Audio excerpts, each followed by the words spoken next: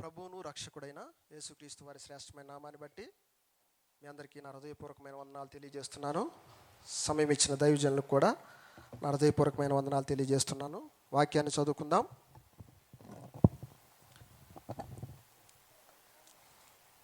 కీర్తనల గ్రంథము 65వ కీర్తన. కీర్తనల గ్రంథము 65వ కీర్తన. ఉత్తర ప్రత్యుత్తరాల పాఠ్యభాగంగా చదువుకుందాం. కీర్తనల గ్రంథము 65వ కీర్తన ఉత్తర ప్రత్యుత్తరాలుగా చదువుకుందాం. మొదటి వచనం నేను చదువుతాను, రెండో వచనం మీరు చదవండి. దేవా, సియోనులో మౌనముగా నుండుట నీకు స్తుతి చెల్లించుటే నీకు మ్రొక్కుబడి చెల్లించవలసి ఉన్నది. ప్రార్థన ఆలకించువాడా, సర్వశరీరులు నీ యొద్దకు వచ్చేదరు. నా మీద మోపబడిన దోషములు భరింపజాలనివి, మా అతిక్రమముల నిమిత్తము నీవే ప్రాయశ్చిత్తము చేయుదువు. నీ ఆవరణములలో నివసించున్నట్లు నీవు ఏర్పరచుకొని చేర్చుకొనువాడు ధన్యుడు. నీ పరిశుద్ధాలయము చేత, నీ మందిరములోని మేలు చేత మేము తృప్తి పొందేదము. మాకు రక్షణకర్తవైన దేవా, భూదిగంతముల నివాసులందరికీ, దూర సముద్రము మీద ఉన్న వారికి ఆశ్రయమైన వాడా, నీవు నీతిని బట్టి భీకర క్రియల చేత మాకు ఉత్తరమిచ్చుచున్నావు.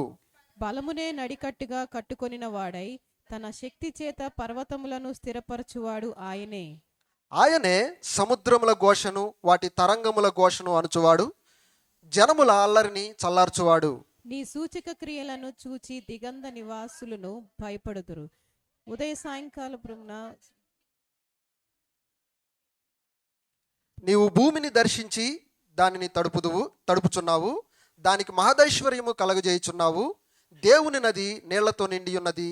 నీవు భూమిని అట్లు సిద్ధపరిచిన తరువాత వారికి ధాన్యము దయచేయుచున్నావు. దాని దుక్కులను విస్తారమైన నీళ్లతో తడిపి దాని గవినులను చదును చేయుచున్నావు. వానజలుల చేత దానిని పదును చేయుచున్నావు. అది మొలకెత్తగా నీవు దానిని ఆశీర్వదించుచున్నావు. సంవత్సరమును నీ దయాకిరీటము ధరింపచేసి ఉన్నావు. నీ జాడలు సారము వెదజల్లుచున్నవి. అడవి బీడులు సారము చిలకరించుచున్నవి. కొండలు ఆనందమును నడికట్టుగా ధరించుకున్నవి. చివరి వచనం అందరం కలిపి చదువుకుందాం. పచ్చిక పట్లు మందలను వస్త్రము వలె ధరించి ఉన్నవి. లోయలు సస్యములతో కప్పబడి ఉన్నవి. అన్నియు సంతోషధ్వని చేయుచున్నవి, అన్నియు గానము చేయుచున్నవి. ప్రార్థన చేసుకుందాం. మనం కొన్ని రోజులుగా 65వ కీర్తన మనం ధ్యానం చేస్తున్నాం. 65వ కీర్తన ద్వారా దేవుడు మన జీవితాల్లో చేసిన గొప్ప కార్యాలు ఏంటి, అలాంటి గొప్ప కార్యాలు చేయటానికి అసలు ఆయన ఏమై ఉన్నాడు, ఆయన ఏమై ఉండి మన ఎడల ఏమి చూపించి ఇలాంటి గొప్ప కార్యాలు చేశాడు అనే 3 విషయాలను మనం ఈ కీర్తన ద్వారా నేర్చుకుంటున్నాం. అయితే దేవుడు మనల్ని విమోచించటానికి, మనల్ని రక్షించటానికి, మనల్ని భద్రపరచటానికి, మనల్ని ఆయన యొక్క సన్నిధి చేత తృప్తిపరచటానికి దేవుడు ఏమేమి కార్యాలు చేశాడు అనే విషయాల్ని మనం 4 వచనాల ద్వారా నేర్చుకున్నాం. దేవుడు మొదటగా ఏం చేశాడు? మన ప్రార్థన ఆలకించాడు. ఎలాంటి ప్రార్థన ఆలకించాడు? మనం ఏ స్థితిలో ఉన్నా, ఎలాంటి పరిస్థితిలో ఉన్నా, మనం ఎలాంటి వారమైనా కానీ అబ్బా తండ్రి అని మనం దేవుణ్ణి పిలిస్తే దేవుడు ఏం చేశాడు? మన ప్రార్థన ఆలకించాడు. ఆలకించి ఏం చేశాడంటే ఆయన మన అతిక్రమములన్నిటినీ, మన దోషములన్నిటినీ ఆయన ఏం చేశాడు? పరిహరించాడు. ఆయన ఏం చేశాడు? మనం ప్రార్థించినప్పుడు మన ప్రార్థన ఆలకించాడు. ఆలకించి ఏం చేశాడంటే మన దేవుడు మన అతిక్రమాలని, మన దోషాలన్నిటిని ఎవరు పరిహరించాడు? ఆయనే పరిహరించాడు. ఆయన మాత్రమే వాటన్నిటినీ పరిహరించి మనల్ని ఏం చేశాడంటే ఆయనకి ఇష్టలుగా చేసుకున్నాడు. ఎవరికి ఇష్టలుగా చేసుకున్నాడు? దేవునికి ఇష్టలుగా మనల్ని ఆయన చేసుకున్నాడు. చేసుకోవటమే కాదు కానీ ఆయన సన్నిధిలోనికి మనల్ని తీసుకొచ్చాడు. ఎక్కడికి తీసుకొచ్చాడు? ఆయన సన్నిధిలోనికి మనల్ని తీసుకొచ్చాడు. ఆయన సన్నిధి యొక్క సమృద్ధి చేత మనల్ని తృప్తిపరిచి మేలుతో ఆయన మనల్ని ఏం చేశాడంట? తృప్తిపరిచాడు అని కీర్తనాకారుడు మాట్లాడిన విధానాన్ని మనము చూసాం. ఏం చేశాడంట? ఆయన సన్నిధిలోనికి మనల్ని తీసుకొచ్చి మేలుతో ఆయన మనల్ని ఏం చేశాడంట? తృప్తిపరిచాడు. ఈ కార్యాలన్నీ ఎవరు చేశాడు? ఎవరు చేశారు ఈ కార్యాలన్నీ? దేవుడే చేశాడు. ఎవరు చేశాడు ఈ కార్యాలన్నీ? దేవుడే చేశాడు. అయితే ఇట్టి కార్యాలు చేసిన దేవుడు, ఇన్ని గొప్ప కార్యాలు చేసిన దేవుడు అసలు ఏమై ఉన్నాడు? ఆయన ఎలాంటి వాడు? ఆయన మనకన్నా తక్కువవాడా? మనకన్నా ఉన్నతమైన వాడా? అసలు మనల్ని జ్ఞాపకం చేసుకోవటానికి మనం ఏ పార్టీ వారం? అనే విషయాలను మనం చూస్తే, తర్వాత 5వ వచనం నుంచి 8వ వచనం వరకు కూడా దేవుడు ఎలాంటి వాడో అనే విషయాన్ని కీర్తనకారుడు వివరిస్తున్నాడు. ఎక్కడి నుంచి? 5వ వచనం నుంచి ఎక్కడి వరకు? 8వ వచనం వరకు కూడా. మనం ఈరోజు 5వ వచనం నుంచి 8వ వచనం వరకు ఉన్న కొన్ని మాటలను ధ్యానం చేసుకుని దేవుణ్ణి ఆరాధన చేసుకుందాం. కొన్ని మాటలను మనం ధ్యానం చేసుకుని దేవుణ్ణి ఆరాధన చేసుకుందాం. ఇక్కడ ఏమంటున్నాడంటే కీర్తనకారుడు దావీదు ఏమంటున్నాడంటే, మా రక్షణకర్తవైన మా దేవా, భూదిగంతముల నివాసులందరికీ, దూర సముద్రం మీదనున్న వారికి ఆశ్రయమైన వాడా, నీవు నీతిని బట్టి బిరేకర క్రియల చేత మాకు ఉత్తరం ఇచ్చుచున్నావు. దేవుడు అసలు మనల్ని ఎలా రక్షించాడో తెలుసా? ఆయన మనల్ని ఎలా విమోచించాడో తెలుసా? నీతిని బట్టి, దేవుని యొక్క భీకరకరమైన కార్యాలను బట్టి అంట దేవుడు మనల్ని ఏం చేశాడంట? విమోచించాడంట. ఎలాంటి కార్యాలు చేశాడు ఆయన? నీతి కార్యాలు చేశాడు ఆయన.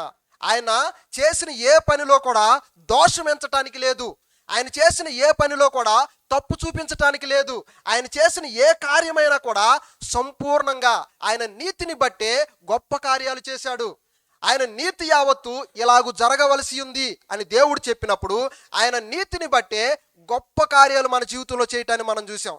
అసలు దేవుడు మనుషుల్ని ఏర్పాటు చేసుకున్నప్పుడు మనుషుల్ని ఎలా చేయాలనుకున్నాడంటే నీతిమంతులుగా తీర్చాలి అని దేవుడు ఉద్దేశించాడంట. అందుకే రోమపత్రికలు ఏమంటాడంటే, నీతిమంతుడు లేడు, ఒక్కడునూ లేడు, అందరూ పాపము చేసి ఏం పొందుకున్నారంట? దేవుడు అనుగ్రహింప చేయు మహిమను పొందుకోలేకపోయారంట. అందుకే ఒక మనిషిని దేవుడు ఎలా చూడాలనుకున్నాడంటే నీతిమంతుడుగా చూడాలనుకున్నాడు ఆయన. మనల్ని ఆయన ఎలా చేయాలనుకున్నాడంటే నీతిమంతులుగా తీర్చిదిద్దాలి అనుకున్నాడు. ఈ రోజుల్లో ఈ లోకంలో మనం ఏ పరిస్థితిని చూసినా మనకు అందులో ఏం కనబడుతుంది? నీతి కనబడుతుందా? అందులో సత్యం కనబడుతుందా? అసలు అందులో మనం ఉద్దేశించడానికి నిజంగా ఈ పరిస్థితిలోకి వెళ్తే నాకు న్యాయం జరుగుతుంది, ఈ పరిస్థితిలో నేనుంటే నాకు సమాధానం దొరుకుద్ది, ఈ పరిస్థితిలో నేనుంటే నెమ్మదిని అనుభవించగలను అని చెప్పగలిగిన ఏ పరిస్థితి అయినా ఈ లోకంలో మనం చూడగలమా? చూడలేము. కానీ మన దేవుడంట మన జీవితంలో ఎలాంటి కార్యాలు చేస్తాడంటే నీతిని బట్టి భీకరమైన కార్యాలు జరిగిస్తాడంట. ఎలాంటి కార్యాలు జరిగిస్తాడు? భీకరమైన కార్యాలు. ఎందుకంటే మన దేవుడు మన ఎడల ఎలాంటి ఉద్దేశాలు కలిగి ఉన్నాడంటే మనం ఊహించిన దానికంటే కూడా, మనం తలంచిన దానికంటే కూడా మన ఎడల దేవుడు కలిగి ఉన్న ఉద్దేశాలు అంత ఉన్నతమైనవి, అంత ఉన్నతమైనవి. కాబట్టి దేవుడు మన ఎడల తన కార్యాలు జరిగించడానికి ఎప్పుడు కూడా ఏం చేయడు తెలుసా? సంకుచితంగా ఉండడు. ఎప్పుడు నా బిడ్డ నన్ను పిలుస్తాడా, ఎప్పుడు నన్ను అంగీకరిస్తాడా, ఎప్పుడు నా యొద్దకు వస్తాడా అని దేవుడు ఏం చేస్తాడంటే ఎదురు చూస్తూ ఉంటాడంట. ఎలా ఉంటాడు? ఎదురు చూస్తూ ఉంటాడు. అందుకేమంటాడంటే ఆయన గాయపడిన హస్తాలు చాచంట, భారము చేత అలసి ఉన్న సమస్త జనులారా నా యొద్దకు రండి, నేను మీకేమిస్తాను? విశ్రాంతినిస్తాను. నేను మీకేం చేస్తానో తెలుసా? నెమ్మదినిస్తాను. ఈ లోకంలో మీకు నెమ్మది లేదు, ఈ లోకంలో మీకు సమాధానం లేదు, ఈ లోకంలో మీకేం లేదో తెలుసా? క్షేమము లేదు. అది ఎక్కడుందంటే నా యొద్ద మాత్రమే ఉంది. ఎందుకు తెలుసా? మిమ్మల్ని సృష్టించేవాడను నేనే. మీ జీవితంలో మంచి కార్యాలు, భీకరకరమైన కార్యాలు చేయవాడను కూడా నేనే. నేను తప్ప ఇంకెవరూ కూడా మీ జీవితాలను ఏం చేయలేడు? మార్పు చేయలేడు. అందుకేమంటున్నాడంటే దావీదు భక్తుడు, అయ్యా నువ్వు ఎలాంటి కార్యాలు చేస్తావంటే నువ్వు చేసే కార్యాలన్నీ కూడా నీతిని బట్టే ఉంటాయి. నువ్వు చేసే కార్యాలు ఏమిటో తెలుసా? నువ్వు చేసిన ఏ కార్యంలోనైనా సరే నీతే కనబడుతుంది, అన్యాయం కనబడదు, అవినీతి కనబడదు. కాబట్టి నువ్వు ఎలాంటి కార్యాలు చేస్తావంటే భీకర కార్యాలు చేస్తావు. ఎలాంటి కార్యాలు చేస్తావు? భీకర కార్యాలు. ఇవన్నీ కూడా దేవుడు ఎలా చేస్తాడో తెలుసా? తన సార్వభౌమ అధికారాన్ని బట్టి ఈ కార్యాలు జరిగిస్తాడు. దేవుడికున్న గొప్పతనం ఏంటంటే దేవుడు సర్వభౌమ అధికారము కలిగిన వాడు. నువ్వు ఎలా చెప్పగలవు అని అడిగితే, దేవుడు ఈ సమస్తాన్ని కూడా ఎలా సృష్టించాడు? తన మాట చేత సృష్టించాడు. కలుగునుగాక అంటే సమస్తము కూడా ఆయన మాటను బట్టి ఇవన్నీ కూడా ఏం చేసినాయంట? కలిగినవి. సమస్తాన్ని కూడా దేవుడు ఎలా సృష్టించాడంటే తన మాట చేత సృష్టించాడు. సమస్తము కూడా ఆయన మాట చేత కలిగినవి, సమస్తము కూడా ఆయనకు లోబడుచున్నవి. ఎవరికి లోబడుతున్నవి? దేవునికి లోబడుతున్నవి. అయితే దేవుడు చేసే కార్యాలన్నీ కూడా దేనిని బట్టి చేస్తాడంటే తనకు కలిగిన సర్వభౌమ అధికారాన్ని బట్టి, సర్వశక్తిని బట్టి దేవుడు గొప్ప కార్యాలు చేస్తాడు. అందుకే అబ్రహామును పిలుచుకున్నప్పుడు అబ్రహాము నీవు నన్ను వెంబడించన్నాడు. వెంబడించమన్నప్పుడు అబ్రహామును దేవుణ్ణి వెంబడిస్తున్నప్పుడు ఏం చేశాడంటే మరలా దేవుణ్ణి విడిచిపెట్టేశాడు అబ్రహాము. నేను నీకు కుమారుని ఇస్తాను, నేను నీకు వాగ్దానం చేసిన దేశాన్ని ఇస్తాను అన్నప్పుడు ఇష్మాయేలుని కన్న తర్వాత కొన్ని సంవత్సరాలు ఏం చేశాడు? దేవుణ్ణి విడిచిపెట్టేశాడు. అప్పుడు దేవుడు అబ్రహాముకు పరిచయం చేసుకుంటున్న రీతి ఏంటో తెలుసా? ఏమన్నాడు తెలుసా? నేను సర్వశక్తి కలిగిన దేవుడను, అసలు నాకు అసాధ్యం ఏదైనా కలదా అని ప్రశ్నిస్తున్నాడు. ఎవరిని ప్రశ్నిస్తున్నాడు? అబ్రహామును ప్రశ్నిస్తున్నాడు. ఎవరైతే దేవుని వెంబడించాడో, దేవుని వెంబడించడాన్ని బట్టి నీతిగా ఎలా ఎంచబడ్డాడో ఆ వ్యక్తిని దేవుడు ప్రశ్నిస్తున్న మాట ఏంటో తెలుసా? నేను సర్వశక్తి కలిగిన దేవుడను, అసలు నాకు అసాధ్యమైనది ఏదైనా కలదా అంటున్నాడు. ఆయన పరిచయం చేసుకునేటప్పుడు నాకు అసాధ్యమైనది ఏది లేదు. ఆ దినాన అబ్రహాము దేవుణ్ణి వెంబడించాడు. వెంబడించిన తర్వాత దేవుడు ఒకటే ఒకటి వరకు కోరుకున్నాడు, నీకు ఒక్కగానే ఉన్న ఒక కుమారుని నాకు అర్పించమంటే మారు మాట్లాడకుండా అబ్రహాం ఎవరికి అర్పించాడు? దేవునికి అర్పించేశాడు. ఈరోజు అసలు నీ దేవుడిని బట్టి నువ్వేమనుకుంటున్నావు? అసలు నా దేవుడు నా జీవితంలో ఎలాంటి కార్యాలు చేస్తాడని ఇప్పుడు వరకు నువ్వు ఉద్దేశించావు? ఆయన చేసే కార్యాలంట ఎలా ఉంటాయి అంటే నీతిని బట్టి మాత్రమే ఉంటాయి. దేనిని బట్టి ఉంటాయి? నీతిని బట్టి ఆయన కార్యాలు ఉంటాయి. అందుకే ఆయన చేసే కార్యాల్లో ఎలా ఉంటాయి అంటే అవి భీకరంగా ఉంటాయి. నేను ఒకసారి మాట చెప్పాను మీకు, ఈ విషయం గుర్తుపెట్టుకోండి అన్నాను ఫస్ట్ వచనంలో. సియోనులో మౌనముగా ఉండుట ఆయనకి ఏం చెల్లించుటంట? స్తుతి చెల్లించుటే. ఈ విషయాన్ని గుర్తుపెట్టుకోండి, నేను తర్వాత కంక్లూడ్ చేస్తాను. ఎందుకు మౌనముగా ఉండుట స్తుతి చెల్లించుటే అంటే, అసలు ఇక్కడున్న దేవుణ్ణి తలుచుకుంటే మన నోట నుంచి ఏమి రాదు? మాటలు రావు. అందుకే భక్తుడు అంటాడు కదా, మాటలు రావయ్య నిన్ను స్తుతింప, నా నోరు చాలదయ్య నిన్నేం చేయ వర్ణింప అంటాడు. ఎందుకంటే తెలుసా, దేవుడు అంత గొప్పవాడు. అసలు దేవుడు చేసిన కార్యాలు, నిజంగా దేవుడు అనేవాడు ఒక మనిషి ఎడల ఇలాంటి కార్యాలు చేయగలడా? పవిత్రుడైన దేవుడు ఒక పాపి ఎడల ఇలాంటి ప్రేమను వెల్లడి చేయగలడా? మహోన్నతుడైన దేవుడు ఎందుకు పనికిరాని పురుగు వంటి మానవుడి ఎడల తన కృపను కూడా విస్తరింప చేయగలడా అని మనం తలపోచుకుంటే, అసలు దేవుని సన్నిధిలో నిలుచున్నప్పుడు మన హృదయంలో నుంచి ఏమి రాదు? ఒక మాట కూడా రాదు. అందుకే అన్న తన స్థితిని జ్ఞాపకం చేసుకున్నప్పుడు షిలోహులో ఉన్న మందిరానికి వెళ్ళినప్పుడు ఏం చేసిందంట? హృదయంతో ఏమి మాట్లాడకుండా మౌనముగా దేవుని సన్నిధిలో కూర్చుంటే ఏలి ఏమంటున్నాడో తెలుసా? మద్యము తాగి మత్తులో ఉందనుకున్నాడు. అయ్యా, ఆమె చెబుతుంది, నా హృదయం అంతా కూడా నా దేవుని సన్నిధిలో నేనేం చేస్తున్నాను? కుమ్మరింప చేస్తున్నాను అంది. కుమ్మరింప చేస్తున్నాను అంది. నిజంగా ఇలాంటి అనుభవాలు ఉన్నాయా మనకి దేవుని ఎడల? నిజంగా మన దేవుడు మనకి అర్థమయ్యాడా? ఇప్పుడు చెబుతున్నాను కదా, మన దేవుడు ఎలాంటి కార్యాలు చేస్తాడంటే, ఇప్పుడు వరకు కూడా నిన్ను విమోచించుకుంటా వచ్చింది, ఇప్పుడు వరకు కూడా నీ ప్రార్థన ఆలకించింది, ఇప్పుడు వరకు కూడా నీ దోషాలు నీ పాపాలన్నిటినీ పరిహరించింది ఎవరో తెలుసా? నీతిమంతుడైన దేవుడు. ఎలాంటి కార్యాల చేత విమోచించాడో తెలుసా? నీతిని బట్టి ఆయన వీటన్నిటినీ కూడా జరిగించాడు. ఇందులో అసత్యమేమీ లేదు, ఇందులో అన్యాయమేమీ లేదు, ఇందులో అవినీతి ఏమీ లేదు. నీవు విమోచించిన కార్యము నిజముగా దేవుడు నీకు అనుగ్రహించిన గొప్ప రక్షణ. అది ఎలా వచ్చిందో తెలుసా? మోసం చేస్తే నువ్వు పొందుకోలా, అన్యాయం చేస్తే నువ్వు పొందుకోలా, దొంగతనం చేస్తే నువ్వు పొందుకోలా. నీతిని జరిగించటాన్ని బట్టి, నీతిమంతుడు రక్తం కార్చటాన్ని బట్టి నువ్వు దాన్ని స్వతంత్రించుకున్నావు. దానివల్ల నీకు మేలే గాని కీడే మాత్రము జరగదు. అందుకే ఒకడు అంటాడు కదా, ఒక దొంగ తీసుకొచ్చి నీకు ఒక విషయం అంటాడు, బిన్ లాడెన్ కానీ నీకు బహుమతి ఇస్తానంటే నువ్వు తీసుకుంటావా? ఇప్పుడు బిన్ లాడెన్ ఉన్నాడు, తీసుకొచ్చి ఇప్పుడు బంగారం విలువ చాలా ఎక్కువ ఉంది కదా, ఈరోజు నేను మీకు కేజీ బంగారం ఇస్తున్నానంటే ఎవరైనా కానీ బిన్ లాడెన్ దగ్గరికి వెళ్ళి కేజీ బంగారాన్ని తీసుకుంటారా? ఎవరైనా తీసుకుంటారా? ఎవరూ తీసుకోరు. అదే ప్రధానమంత్రి కానీ తీసుకొచ్చి ఒక కాగితం మీద నువ్వు చాలా మంచివాడని రాసి ఒక పత్రం ఇస్తున్నాడు అనుకో, బాగా ఎగబడి వెళ్ళిపరి మరి అక్కడ ఏం చేసుకుంటాం? మనం తీసుకుంటాం. ఎందుకు? మనిషి యొక్క విలువను బట్టి, మనిషి యొక్క స్థితిని బట్టి ఆ బహుమానానికి విలువ వస్తుంది. నీకిచ్చిన రక్షణ ఎవరి ద్వారా వచ్చిందో తెలుసా? నీతిమంతుడైన దేవుని ద్వారా నీకు అనుగ్రహించబడింది. నీతిమంతుడు కార్చిన రక్తం ద్వారా నీకు అనుగ్రహించబడింది. ఆ రక్తము నీకేం చేసిందో తెలుసా? వెలకట్టలేని రక్షణ భాగ్యాన్ని దేవుడు నీకు అనుగ్రహించాడు.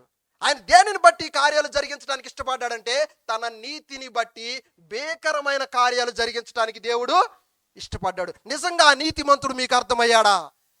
పిలాతు భార్య అంటది కదా, ఆ నీతిమంతుని జోలికి నీవు పోవద్దు, ఆ నీతిమంతుని జోలికి నువ్వు పోవద్దు.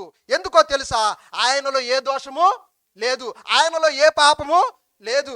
అందుకే పిలాతు అంటాడు కదా, ఈ నీతిమంతుని బట్టి నాకేం సంబంధం లేదు, మీరు మీకు బాధ్యులంటే ఆయన రక్తము మా మీద మా పిల్లల మీద ఉండుగా, కానీ యూదులు చేతులు కడుక్కోవటాన్ని బట్టి చాలా నరకాన్ని అనుభవించారు. ఈరోజు నీ దేవుడు ఎలాంటి వాడో నీకు తెలుసా? నీ దేవుడు ఎలాంటి కార్యాలు జరిగిస్తే నీకు బహుమతిని అనుగ్రహింపజేశాడో నీకు తెలుసా? ఆయన చేసిన భీకరమైన కార్యాలు ఏంటో చూడమా. కింద చదివితే ఉంటో చూదు కదా, మా రక్షణకర్తమైన దేవా, 5వ వచనం 6వ వచనాన్ని చూద్దాం. బలమునే నడికట్టుగా కొట్టుకుని వాడై తన శక్తి చేత పర్వతములను స్థిరపరచువాడు ఆయనే. 6వ వచనం చూద్దాం. ఆయనే సముద్రాల ఘోషను వాటి తరంగముల ఘోషను అణుచువాడు, జనముల అల్లరిని చల్లార్చువాడు. అయితే మన దేవుడు ఏం చేశాడంటే, ఈయన నీతిమంతుడు, తన నీతిని బట్టి చేసిన కార్యాలు ఏంటంటే భీకరమైన కార్యాలు ఆయన జరిగించాడంట. ఏం కార్యాలు జరిగించాడు? భీకరమైన కార్యాలు. మన కళ్ళ ముందే మనల్ని ఏం చేయొచ్చు అంటే మోసం చేయటం అనేది చాలా ఈజీ. మన కళ్ళ ముందే ఒక వ్యక్తి మనల్ని ఏం చేయటం, మోసం చేయటం అనేది చాలా ఈజీ. ఎలాగో తెలుసా? ఎవరు మోసపోతారు, ఎవరు మోసం చేయబడతారంటే నమ్మితేనే ఒక వ్యక్తి ఏమవుతాడంట, మోసం చేయబడతాడు. అవునా కాదా? ఎవరైనా ఒక వ్యక్తి ఇంకొక వ్యక్తిని నమ్మితేనే ఏం చేయబడతాడు, మోసం చేయబడతాడు. నమ్మకపోతే మోసం చేయబడతాడా? ఏమీ చేయబడ్డావు. అందుకే ఏంటంటే ఈ లోకంలో మనం చూస్తున్నది, మన పక్కన ఉన్నది కూడా ఈరోజు అంతా ఏంటంటే మనం నమ్మటాన్ని బట్టి, దాని ద్వారా వచ్చే ఫలితాన్ని బట్టి మనకి ఏదో ఒకటి జరుగుద్ది. ఒకటి మోసపోవటమా, లేకపోతే దానివల్ల కలిగిన ఫలితాన్ని బట్టి మనకి మేలు కలగడం అనేది జరుగుతుంది. అయితే ఈ లోకం ఇచ్చేది ఏదైనా సరే మనకేం జరగదంటే మేలు జరగదు.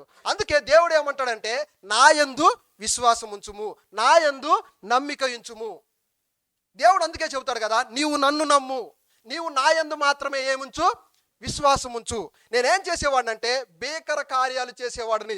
ఈ సమస్త సృష్టిని కలగజేసిన వాడుని నేనే, పర్వతములన్నిటినీ కలగజేసిన వాడుని నేనే, భూమిని, అలాగే సముద్రం యొక్క ఘోషను వాటి యొక్క తరంగములను అణచువాడను నేనే. అందుకే నాకు బాగా నచ్చిన వాడు ఒకటి ఉంటుంది. ఈ ఒక వచనం చూసి నేనేం చూపించను. 24వ అధ్యాయం కీర్తనల గ్రంథము 1-2 వచనాలు చదువుదాం. 24వ అధ్యాయము కీర్తనల గ్రంథము 24వ అధ్యాయము 1-2 వచనాలు చదువుదాం. భూమియు దాని సంపూర్ణతయు లోకమును దాని నివాసులను యెహోవాయే. ఆయన సముద్రముల మీద దానికి పునాది వేసెను, ఆయన సముద్రము మీద దానికి పునాది వేసెను, ప్రవాహ జలముల మీద దాన్ని స్థిరపరచెను, ప్రవాహ జలముల మీద దానిని స్థిరపరచును. ఫస్ట్ వచనంలో ఏముంటది? భూమియు దాని సంపూర్ణతయు లోకమును దాని యొక్క నివాసులు ఎవరివంట? యెహోవాయే అంట. మీకు ఒక సంగతి తెలుసా? మనం ఈ లోకంలో జీవిస్తున్నా గానీ ఈ లోకస్తులము మనము కాము అన్న విషయం మీకు తెలుసా? ఈ లోకంలో మనం జీవిస్తున్నాం కానీ ఈ లోకంలో జీవిస్తున్న మనము ఈ లోకానికి సంబంధించిన వారము కాము అన్న విషయం మీకు తెలుసా? నేను అడిగిన క్వశ్చన్ అర్థమైందా మీకు? మనం ఎక్కడ జీవిస్తున్నాం? ఇప్పుడు ఈ లోకంలో జీవిస్తున్నాం, కానీ ఈ లోకానికి సంబంధించిన వారమా మనము? అవునా కాదా? మనం ఈ లోకానికి సంబంధించిన వారము కాదు. ఎలా చెబుతాం అనొచ్చు? ఎవడైనా సరే ఏదో ఒక రోజు ఈ లోకాన్ని విడిచిపెట్టి ఏమైపోవాలి? వెళ్ళిపోవాల్సిందే. నేను వెళ్ళను, ఈ లోకంలో తిష్టేసి కూర్చుంటానని చెప్పగలిగిన వాడు ఎవడైనా ఉన్నాడా? వాడు జ్ఞానం అవ్వచ్చు, ధనవంతుడు అవ్వచ్చు, భేదవాడు అవ్వచ్చు, ఎందుకు ఎన్నిక లేని వాడు ఎవడైనా కావచ్చు, కానీ ప్రతి ఒక్కరూ కూడా ఈ లోకాన్ని విడిచి వెళ్ళిపోవలసిన వారమే. ఈ లోకంలో ఉన్నా కానీ ఏదో ఒక రోజు ఈ లోకాన్ని విడిచిపెట్టి మనము వెళ్ళిపోవాల్సిందే. అందుకే ఏదో ఒక షార్ట్ చూస్తుంటే ఒక మాట ఉందన్నమాట. చూస్తుంటే ప్రవీణ్ అన్న ఒక మాట చెప్పాడు. ఏం చెప్పాడంటే, యేసుక్రీస్తు ప్రభువారు ఈ లోకానికి వచ్చింది ఓన్లీ నీకు రక్షణ ఇచ్చి వెళ్ళిపోవటానికి అనుకున్నావా? అయితే నువ్వు కూడా దేవుణ్ణి ఎలా చూస్తున్నావు అంటే ఒక మతంగానే చూస్తున్నావు. దేవుణ్ణి ఎలా చూస్తున్నావు? నువ్వు ఒక మతంగానే చూస్తున్నావు. అంటే ఒక మతం అంటే ఒక అభిప్రాయం, అంటే నేను దేవుణ్ణి నమ్ముకుంటే రక్షించబడతాను అన్న ఒక మతపరమైన ఉద్దేశంతోనే నువ్వు దేవుణ్ణి చూస్తున్నావు. కానీ దేవుని యొక్క ఉద్దేశం ఏంటో తెలుసా? దేవుని యొక్క ఉద్దేశం ఏంటో తెలుసా? ఆయన రావటమే, ఆయన పలికిన మాట ఏంటో తెలుసా? ఇదిగో ఏముంది, దేవుని రాజ్యము సమీపించి ఉన్నది, అందరూ అంతటా ఏం పొందాలన్నాడు? మారు మనసు పొందండి అని ఆయన ప్రకటించాడు. ఆయన యొక్క ఉద్దేశం ఏంటో తెలుసా?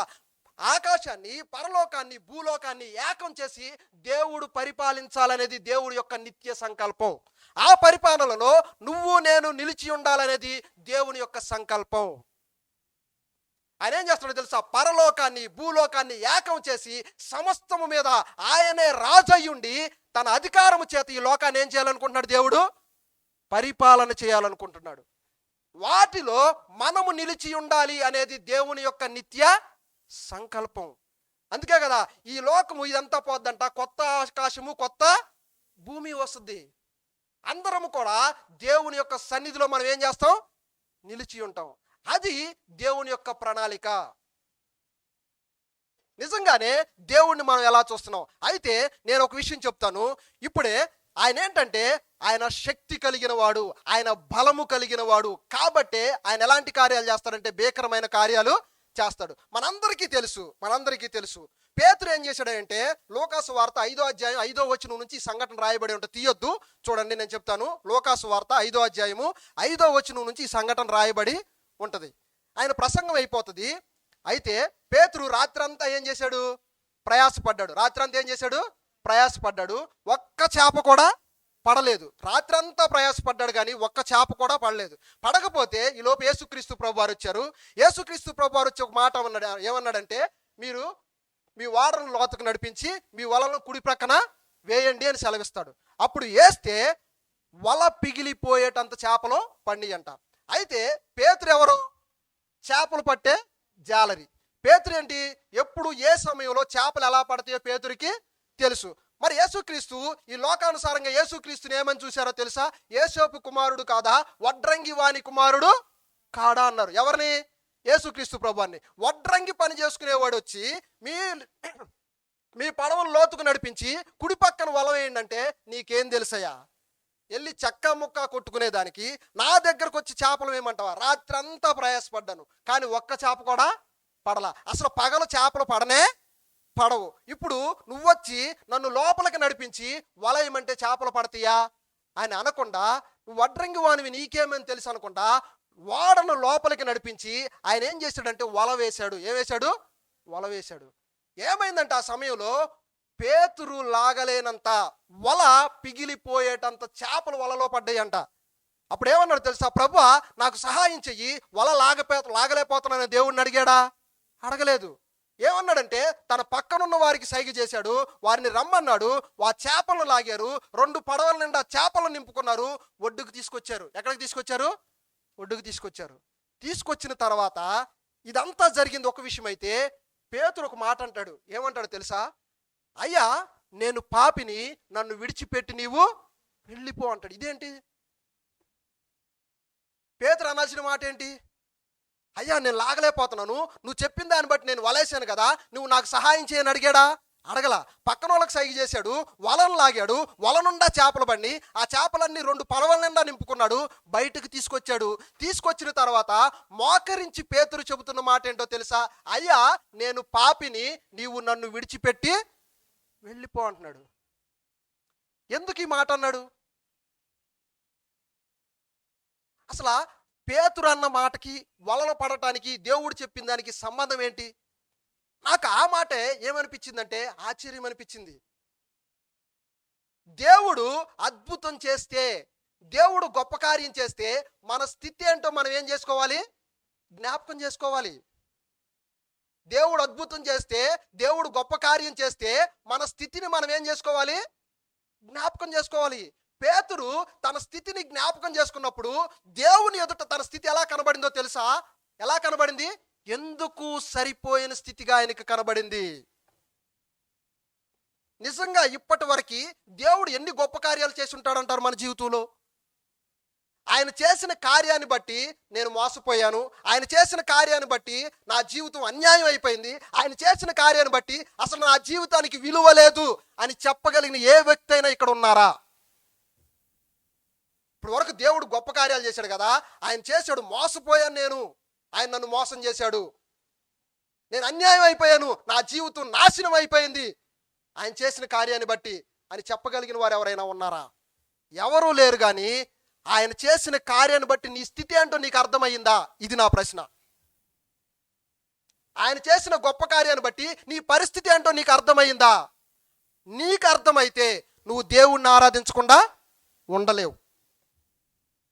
నీకు అర్థమైతే దేవుణ్ణి నువ్వు మహిమపరచకుండా ఉండలేవు. నీకు అర్థమైతే నువ్వు దేవుణ్ణి గణపరచకుండా ఉండలేవు. వచ్చి గంతులేట్లా పేతురు బాగా చేపల నిండా పడి వీటన్నిటిని అమ్మేసుకుంటాను, నేను అమ్ముకుని నేను ఏదైతే ఉద్దేశించానో ఆ ఉద్దేశాన్ని నెరవేర్చుకుంటానంటలేదు పేతురు. నేను పాపినయ్యా, నేను పాపినయ్యా. నేను ఎవరినో తెలుసా? పాపిని. అసలు నువ్వు నా దగ్గర ఉండటానికి నేను సరిపోయిన వాడను కానయ్యా. నువ్వు నన్ను విడిచిపెట్టి వెళ్ళిపో. అసలు నిన్ను నన్ను ఆదరించడానికి, నిన్ను నన్ను బలపరచడానికి, నిన్ను నన్ను హెచ్చింప చేయడానికి నువ్వు నేను ఏ పాటి వారం? నువ్వు నేను ఏ పాటి వారం? పేతురు ఉద్దేశం ఒకటే, చేపలు పడాలి. దానికోసమే ప్రయాసపడ్డాడు, దానికోసమే రాత్రంతా ప్రయాసపడ్డాడు. కానీ ఒక్క చేప కూడా పడలా. దేవుడు ఒక్క మాట చెప్పాడు, 2 పడవల నిండా గొప్ప చేపలతో నింపబడింది. కానీ పడిన దాన్ని బట్టి సంతోషించట్లా. తన స్థితి ఏంటో తను జ్ఞాపకం చేసుకున్నాడు. దేవుడి యొక్క గొప్పతనం ఏంటో తనకు అర్థమైంది. అయ్యా, అసలు నీవు నా దగ్గర ఉండటానికి, నేను నీతో ఉండటానికి అసలు నేను సరిపోయి ఉండను కాదయ్యా. నేను పాపినయ్యా, నీవు నన్ను విడిచిపెట్టి వెళ్ళిపో, వెళ్ళిపో. దేవుడు ఏంటో నీకు అర్థమయ్యాడు. ఈరోజు నేను చెప్తున్నాను కదా, నీ జీవితంలో దేవుడు చేసిన కార్యాలను బట్టి దేవుడు అర్థమయ్యాడా?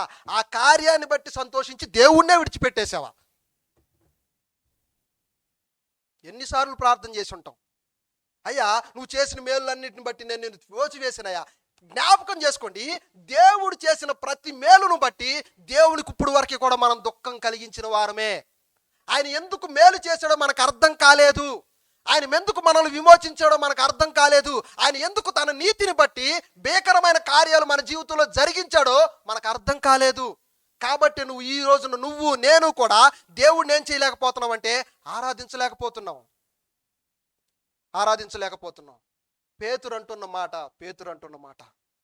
ఇంకొక వ్యక్తిని చూపించేసి నేను ముగించేస్తాను. ఇంకొక వ్యక్తి ఎవరో కాదు, యోనా. ఎవరైనా యోనా. ఏది యోనాకు దేవుడు ఒక మాట చెప్పాడు. ఏమని చెప్పాడు? నీవు ఎక్కడికి వెళ్ళమన్నాడు?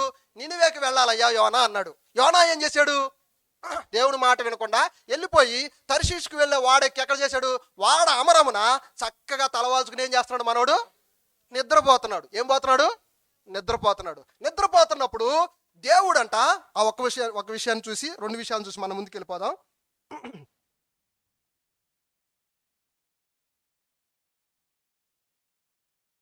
ఒక్క నిమిషం.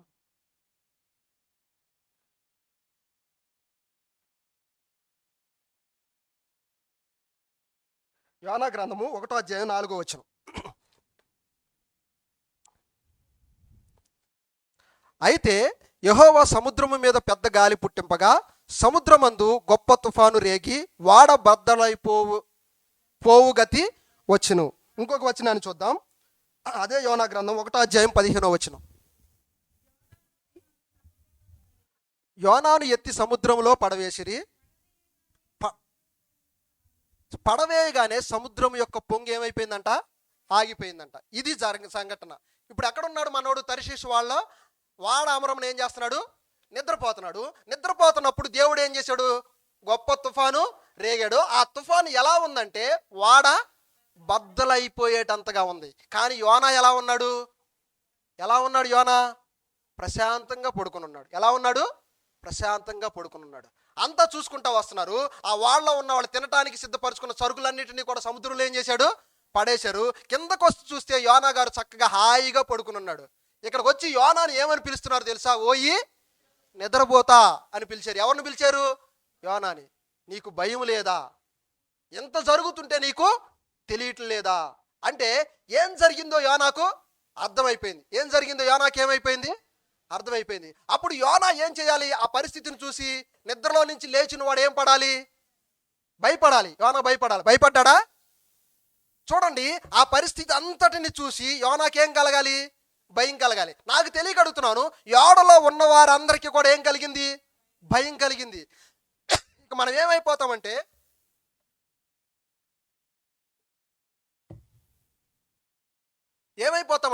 చచ్చిపోతాం.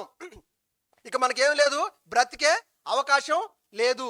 ఈ తీవ్ర తుఫాను చూస్తే వాడ బద్దలైపోయేటట్టే ఉంది అని చెప్పి వాడలో ఉన్న వారందరూ లేపి మీ దేవుళ్ళను మీరేం చేయండి అంటున్నాడు? ప్రార్థన చేయండి అంటున్నాడు. యోనాను లేపి పరిస్థితి ఇట్లా ఉందాయి అంటే నాకు ఆశ్చర్యం కలిగించిన విషయం ఏంటో తెలుసా? యోనా ఒకే ఒక మాట అన్నాడు, నన్ను ఆ సముద్రంలో పడేయండి, సముద్రం ఏమైపోద్ది? ఇదేంటి ప్రార్థన చేశాడు యోనా? నాకు ఆశ్చర్యం వేస్తుంది. ఒరి బాబు, నన్ను ఈ సముద్రంలో పడేయండి, ఈ తుఫాన్ ఏమైపోద్ది, ఆగిపోద్ది అంటాడు. వారు నావికులు అంటారు, అయ్యా చచ్చిపోతే అందరం చచ్చిపోతాం కానీ నిన్ను మాత్రం పడేయమంటాడు. వీళ్ళు వినరని చెప్పి చిట్టీలు వేయండి, ఎవడు పేరు వస్తే వాడిని సముద్రంలో పడేయండి అంటాడు. చిట్టీలు వేసినప్పుడు ఎవరి పేరు వస్తుంది? యోనా. ఎవరు చెప్పారు? యోనాకి. తీసుకెళ్ళి అదే చదివాం కదా, సముద్రంలో పడేయగానే సముద్రం యొక్క ఘోష ఏమైపోయిందంట, ఆగిపోయింది అంటాడు. యోనాకి తెలుసు, యోనాకి తెలుసు దేనిని బట్టి ఈ సమస్య వచ్చిందో యోనాకి తెలుసు. ఎవరు ఈ సమస్యను తీర్చగలరో యోనాకి తెలుసు. నేను ఒకటే అడుగుతున్నాను, నీకొచ్చిన సమస్య దేని బట్టి వచ్చిందో నీకు తెలుసా? నీకు తెలుసా? నీకు తెలియదు కాబట్టే కలవరం ఉంది నీకు. నీకు తెలియదు కాబట్టే చింత ఉంది నీకు. నీకు తెలియదు కాబట్టే కృంగుదల ఉంది నీకు. నీకు తెలియదు కాబట్టే పరిస్థితిని బట్టి ఏం చేయాలో అర్థం కాక అటు ఇటు కొట్టుమిట్లాడుతున్నావు నువ్వు. సమస్యలు రాని మనిషి అంటూ ఈ లోకంలో లేడు. దేనిని బట్టి నీకు సమస్య వచ్చిందో నీకు తెలుసా? తెలిస్తే నీకేం దొరుకుతుంది? సమాధానం దొరుకుద్ది. నీ సమస్యకు ఎక్కడి నుంచి నీకు సమస్య వచ్చిందో నీకు తెలిస్తే సమాధానం దొరుకుద్ది. ఎవరికి తెలిసింది సమాధానం? యోనాకు తెలిసింది. ఎవరికి తెలిసింది కార్యం జరిగినప్పుడు తన పరిస్థితి ఏంటనేది ఎవరికి అర్థమైంది? పేతురుకు అర్థమైంది. నీకు తెలిస్తే దేవుణ్ణి ఆరాధించకుండా ఉండగలవా? సమస్య యొక్క పరిస్థితి నీకు తెలిస్తే దేవుణ్ణి ఆరాధించకుండా ఉండగలగా? హబక్కూకు అదే చేశాడు. తన పరిస్థితిని చూశాడు, దాన్ని బట్టి ఏమీ జరగట్లేదు అనుకున్నాడు, దేవుణ్ణి ప్రశ్నించాడు, దేవుణ్ణి అడిగాడు. దేవుడు సమాధానం తీసుకొచ్చినప్పుడు మరలా సమాధానం అడుగుతున్నాడు. మేమే ఇంకా నీతిమంతులను, మా మీద ఇంకా దుర్మార్గులను మా మీద తీసుకొస్తావా అన్నప్పుడు దేవుడు చెప్పిన సమాధానాన్ని విని ఏమన్నాడు తెలుసా? శాలలో పశువులు లేకపోయినా, పంట పండకపోయినా, అసలు ఏమీ జరగకపోయినా నేను దేవుణ్ణి బట్టి ఏం చేస్తానన్నాడు? ఆనందిస్తున్నాడు. తెలుసు హబక్కూకు సమాధానం. సమస్య ఏంటో తెలుసు, దానికి సమాధానం ఏంటో కూడా హబక్కూకుకి తెలుసు. ఈరోజు నీకు సమస్య ఏంటో అర్థం కాలేదు కాబట్టి నీకు కలవరం, నీకు సమస్య ఏంటో అర్థం కాలేదు కాబట్టి కృంగుదల, నీకు సమస్య ఏంటో అర్థం కాలేదు కాబట్టి వేదన, నీకు సమస్య ఏంటో అర్థం కాలేదు కాబట్టి నువ్వు అటు ఇటు కొట్టబడుతున్నావు. యోనాకి తెలుసు సమస్య ఏంటో. మారు మాట్లాడకుండా ఏమన్నాడు తెలుసా? నన్ను పడేయండి, సముద్రము యొక్క ఘోష అణిగిపోద్ది. పడేయగానే అణిగిపోయిందా లేదా? అణిగిపోయిందా? నీకు తెలుసా నీ దేవుడు ఎంత గొప్పవాడు? నీకు సమస్య ఎందుకు వచ్చిందో నీకు అర్థమైందా? అర్థం రాకపోతే నీకు సమాధానం రాదు. అందుకే బైబిల్లో ఒక మాట అంటది, నాకు బాగా నచ్చుద్ది. శ్రమదినమున కృంగువాడు చేతకాని వాడు అంటది బైబిల్. ఏ సమయంలో మనం కృంగిపోతామంటే శ్రమ వచ్చినప్పుడే మనం కృంగిపోతాం. నేను చూపించిన ఏ ఒక్కరు కూడా వారి పరిస్థితులు ఏం పోలేదు, దేవుని దగ్గర సమాధానాన్ని వెతికారు.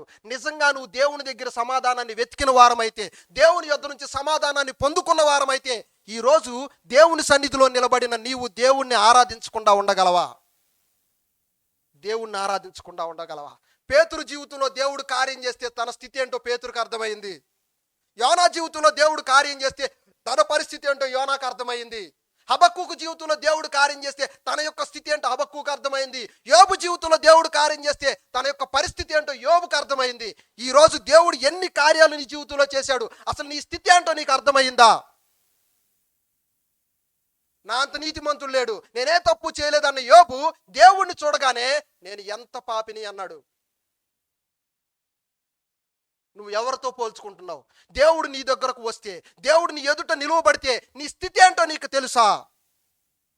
ఈరోజు నువ్వు ఆరాధన చేయలేకపోతున్నామంటే, ఈ దేవుణ్ణి మనం గణపరచలేకపోతున్నామంటే దేవుడు చేసిన భీకరమైన కార్యాలు నీకు అర్థం కాలా.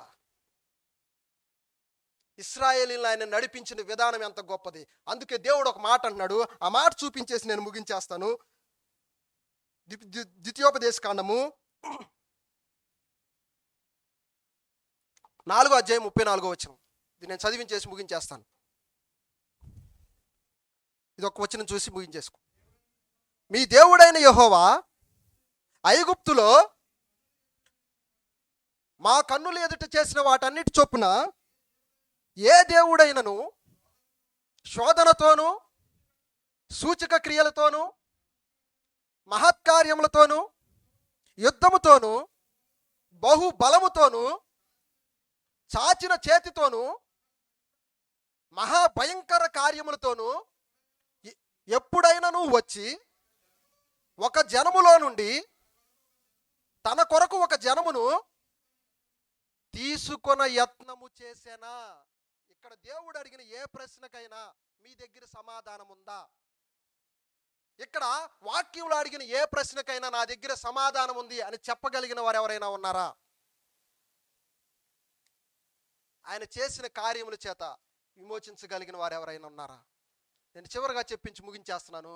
ఇదే మీకు ఒక సంగతి తెలుసా? ఆయన యొక్క స్థితి ఏంటో తెలుసా? ఎవరు సమీపింపరాని స్థితిలో ఆసీనుడు అయ్యున్నవాడు, ఆరాధనకు యోగ్యుడు, వేలాది దూతలతో యెహోవా పరిశుద్ధుడు పరిశుద్ధుడు పరిశుద్ధుడు అని మానక నిత్యము గాన ప్రతిగానముల చేత ఆరాధించబడుతున్న దేవుడు. ఆయన ఏం చేశాడో తెలుసా? ఈ లోకానికి ఏమీ లేనివానిగా వచ్చాడు. ఏమీ లేనివానిగా వచ్చాడు. ఈ విషయాన్ని నువ్వు ఎప్పుడన్నా ఊహించగలిగావా? నీకున్న ఒక పరిస్థితిలో నుంచే కొంచెం కిందకి దిగితేనే మన జీవితాలు ఎంత భయంకరంగా మార్చబడతాయో, ఎంత అల్లకల్లోలంగా మారిపోతామో. దేవుడు ఈ లోకానికి వచ్చాడు.